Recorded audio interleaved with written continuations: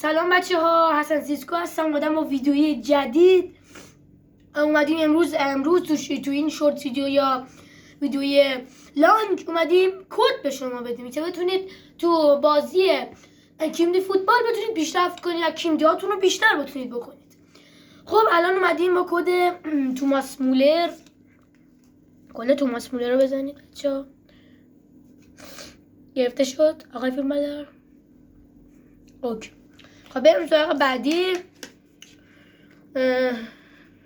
این کدش رو بزنید آقای فیلمبردار.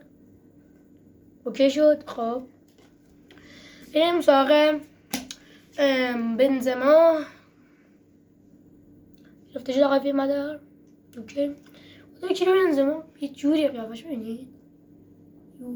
خب بریم سراغ بعدی. بلاکستار فیلمبردار گرفته شد. آره بذار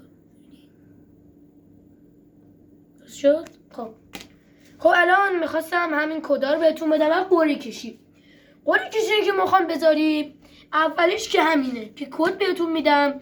اگر این ویدیو به 500 تا لایک برسه قرعه کشی رونالدوی اینا میذارم و پرایم مسی رو تو قرعه کشی میذارم و قشنگ بسته بندی میکنم و تو پک میذارم. همه رو پک میکنم براتون میفرستم، مثلا همراه با مثلا 3 تا بسته مثلا چمپس یا مثلا هیروز و غیره میذارم براتون با فرچسب و همراه همه چیزی براتون میفرستم، پست میکنم و براتون میفرستم.